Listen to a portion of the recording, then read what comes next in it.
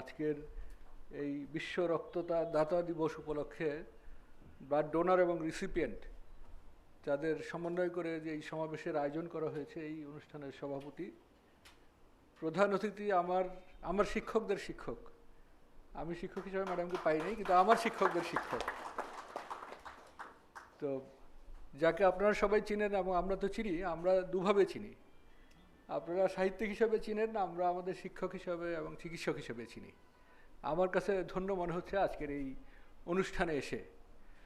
Quantum আমাদের দেশে রক্তদানের যেই একটা মূল্যবোধ তৈরি করেছেন, চেতনা তৈরি করেছেন, এইটার বেনিফিশিয়ারিদের মধ্যে আমি নিজেও একজন।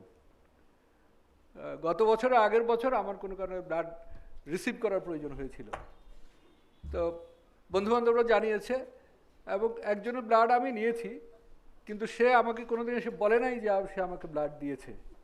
আমি শুনেছি যে আমি যেখানে কাজ করি সেখানকারই একজন স্টাফ, মানে তার মোটিভেশনটা এত বেশি, সে আমার কাছে সেই পরিচয় দিয়ে কোনো বেনিফিট বা কোনো সহানুভূতি নেবে সেটা থেকেও সে নিজেকে বিরত রেখেছে।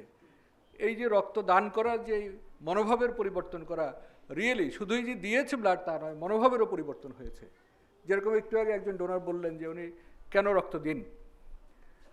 আমি আজকের এই অনুষ্ঠানে এসে নিজেকে ভালো লেগেছে যে আমি একই সাথে রিসিপিয়েন্ট, আবার আমি একই সাথে ডোনারও। আমি 21 বার রক্ত দিয়েছিলাম, তো এখন আর দিতে পারি না। 21 বার রক্ত দেওয়ার জন্য আমাকে একটা মেডেলও দিয়েছিল। একবার আমার ব্লাড গ্রুপ হচ্ছে AB পজিটিভ, খুব কমন নয়। তো আমি যখন মেডিকেলে পড়তাম, যখনই ডাক পড়তো আমি মিস করতে পারতাম না বা মিস করতাম না, কারণ যার লাগতো দেখা যেত আর পাওয়া যাচ্ছে না। একবার তো বিকালে আমার ফুটবল টুর্নামেন্ট ছিল, আমি গোলকিপার ছিলাম, তো সকালে আমার ব্লাড দেওয়া লেগেছিল। তো ঘটনাক্রমে সেটার পরে আমি ওই দিন এক্সট্রা গোলকিপার হয়ে যেতে হয়েছিল। তো এভাবে এই ব্লাড ডোনেশনের সাথে আমি শুধু ডোনার রিসিপিয়েন্ট না, লিভার স্পেশালিস্ট হিসাবে আপনারা হয়তো মনে করছেন যে আপনারা শুধু ব্লাড দিচ্ছেন না, একজন মানুষের উপকার করছেন, এটা সাময়িক। প্রকৃত অর্থে কিন্তু আপনারা পুরো স্বাস্থ্য ব্যবস্থায় এক বিরাট ভূমিকা পালন করছেন, সেটা আমরা হাড়ে হাড়ে উপলব্ধি করি। কীভাবে উপলব্ধি করি? আমরা ছাত্র জীবনে দেখতাম মেডিকেল কলেজের যে ট্রান্সফিউশন মেডিসিন বিভাগ, যেখানে ব্লাড ব্যাংক থাকতো, তার সামনে অনেক প্রফেশনাল ডোনার বসে থাকতো। এখন কিন্তু নেই, এটা অনেক কমে গেছে। এর কারণ এখন আপনাদের মোটিভেশনের জন্য এবং আপনাদের মধ্যে এরকম প্রচুর লোক তৈরি হয়েছে যারা প্রয়োজন হলেই ব্লাড দিচ্ছেন। আমরা দেখছি যে আমাদের দেশে এই যে স্বেচ্ছায় রক্তদানের ভূমিকা, এটা হয়তো আপনারা জানেন না যে এই উপকারটা আপনারা কত বেশি করেছেন। এই ভূমিকার কারণে আমাদের দেশে হেপাটাইটিস বি ভাইরাস এখন অত্যন্ত নিম্নগামী। একসময় এদেশে হেপাটাইটিস বি ভাইরাসের প্রবণতা 10-11% ছিল। সর্বশেষ আমাদের সোসাইটির গবেষণায় আমরা দেখেছি এটা 5.1%। এর কারণ কি? এর কারণ হচ্ছে আমরা আর এখন প্রফেশনাল ব্লাড ডোনারদের কাছ থেকে ব্লাড নেই না।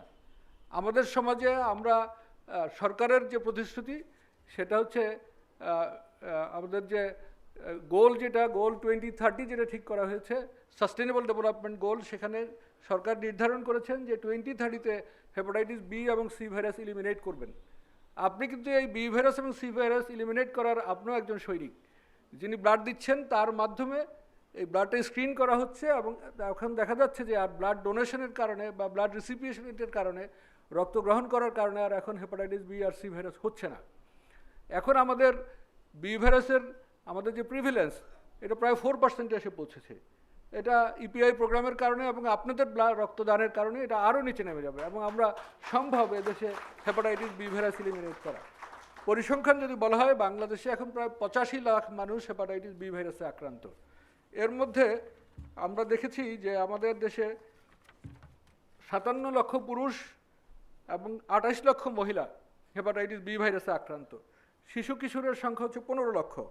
আমাদের চাকরি প্রার্থী বা এখন চাকরি খুঁজছেন এমন ছেলে মেয়েদের মধ্যে এটা আছে প্রায় 25 লক্ষ। আর আমাদের প্রজনন সক্ষম মহিলা, যাদের মাধ্যমে বি ভাইরাস বেশি ছড়ানোর সম্ভাবনা, এরা আছে 18 লক্ষ। তো এটা নিয়ে উদ্বিগ্ন হবার কারণ নাই। আপনারা যদি এরকম স্বেচ্ছায় রক্ত দিতে থাকেন, তাহলে দেখা যাবে যে বি ভাইরাস আর বেশি একটা ছড়াচ্ছে না। আর ইপিআই প্রোগ্রাম দুটো যদি এক হয়, তাহলে আমরা 2030-তে বি ভাইরাস এদেশ থেকে নির্মূল করতে পারবো ইনশাআল্লাহ। আমরা দেখেছি আগে যারা ব্লাড ডোনেট করতো, প্রফেশনাল ডোনার, এদের 20 থেকে 28% মানুষের হেপাটাইটিস বি ছিল, এবং জরুরি প্রয়োজনের কারণে অনেক সময় চেক না করেও এই রক্ত দেওয়া লাগতো, যার কারণে আমরা দেখতাম যে বি ভাইরাস যারা এরকম নিয়েছে জরুরি মুহূর্তে তাদের যারা নিয়েছে তাদের মধ্যেও বি ভাইরাস ছড়িয়ে পড়েছে। রক্তদানের মাধ্যমে রক্ত গ্রহণের মাধ্যমে সি ভাইরাস বেশি ছড়াতো। 89 সালের আগে যারা বিভিন্ন কারণে রক্ত নিয়েছেন এরকম হিস্ট্রি পেলেই আমরা দেখতাম তার সি ভাইরাস রয়েছে। তো এটার কারণ ছিল কি, তখন এক ছিল সি ভাইরাসের পরীক্ষা ছিল না, দুই ছিল কোয়ান্টাম ছিল না। তার কারণে সে সময় আর এই স্বেচ্ছায় রক্তদাতা পাওয়া যেত না, জরুরি প্রয়োজনে রক্ত কিনে দেওয়া ছাড়া আর কোনো উপায় ছিল না। কিন্তু যখন এই সোশ্যাল মুভমেন্ট আপনারা শুরু করলেন, প্র্যাকটিক্যালি আমরা দেখছি আমাদের 2002 সালে আমরা একটা গবেষণা করেছিলাম যে যারা রক্ত নিয়েছে তাদের মধ্যে সি ভাইরাসের প্রবণতা কী, যারা অপারেশন করেছে তাদের মধ্যে সি ভাইরাসের প্রবণতা কী। বঙ্গবন্ধু মেডিকেল বিশ্ববিদ্যালয়ের ফান্ডে আমি কো ইনভেস্টিগেটর হিসাবে মবিন খান স্যারের সাথে এই কাজটি করেছিলাম। আমরা দেখলাম আশ্চর্যজনকভাবে যারা রক্ত গ্রহণ করেছে তাদের মধ্যে কোনো সি ভাইরাস নাই। তার কারণ হচ্ছে, এক, আপনারা স্ক্রিন করে দিচ্ছেন, মানুষকে স্ক্রিনিং শিখিয়েছেন আপনারা। আবার যারা রক্ত দিয়েছেন এর মধ্যে প্রফেশনাল ডোনার নাই। আপনারা যারা আমার সামনে বসে আছেন রক্ত দিয়েছেন, আপনাদেরই ভূমিকা, এই যোগ্যতা আপনাদেরই, এই অহংকার আপনাদেরই। আপনারা কিন্তু ভাবেন নাই যে আপনারা এরকম একটি উপকার করেছেন। আপনারা ভেবেছেন যে হয়তো একজন মানুষের রক্ত প্রয়োজন হয়েছে, শুধু রক্তই দিয়েছেন। তো এর মাধ্যমে দেশে একটি বিপ্লব হয়ে যাচ্ছে ভিতরে ভিতরে।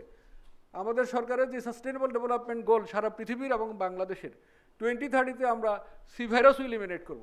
যেহেতু আমাদের সামনে এত বেশি ডোনার আছে যারা কোভিডের মধ্যেও 85,000 ব্যাগ ব্লাড সংগ্রহ করতে পেরেছে, আমি মনে করি সি ভাইরাস সত্যি সত্যি 2030-এ আমাদের মধ্যে থেকে চলে যাবে এবং চলে যাচ্ছেও। একসময় আমরা দেখেছি আমাদের সামনে সি ভাইরাসের রোগীরা কীভাবে, তেমন কোনো চিকিৎসা ছিল না, কীভাবে সি ভাইরাসে আক্রান্ত হচ্ছে, সেই মর্মান্তিক দৃশ্যগুলো আমরা দেখেছি। কিন্তু এখন সি ভাইরাস অনেক অনেক কমে গেছে। একদিন দেখা যাবে যে আমাদের ছাত্রদেরকে সি ভাইরাসের উদাহরণ দিতে হবে, অতীতের ছবি দেখাতে হবে, বাস্তবে সি ভাইরাস আমরা আর পাবো না। এটা হচ্ছে আপনাদের কৃতিত্ব।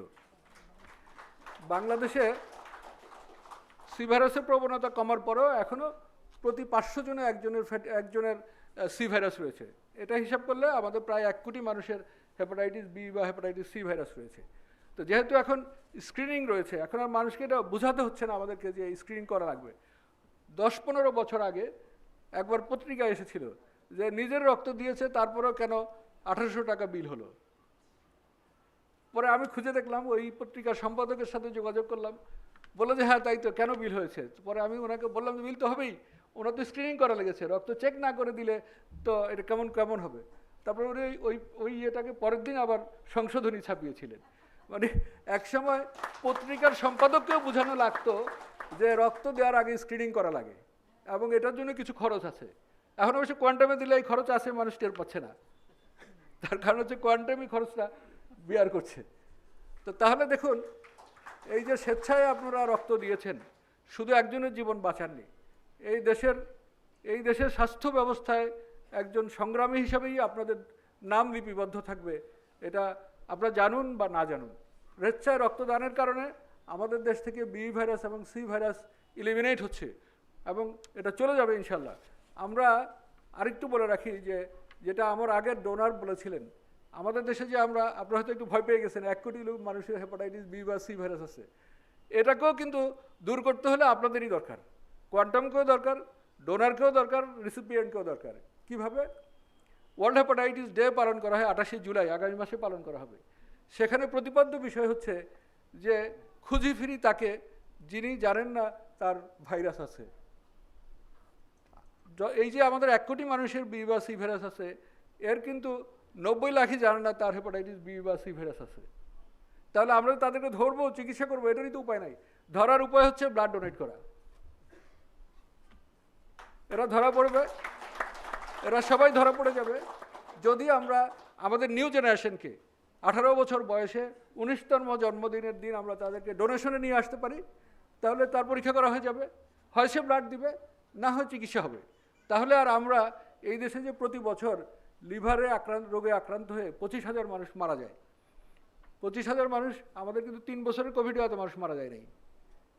এদেরকে যদি আমরা এই 90 লাখকে ধরতে পারি কোয়ান্টামের মাধ্যমে এবং ব্লাড ডোনেশন প্রোগ্রামের মাধ্যমে, তাহলে এদেশে আর হেপাটাইটিস বি আর সি ভাইরাস থাকবে না।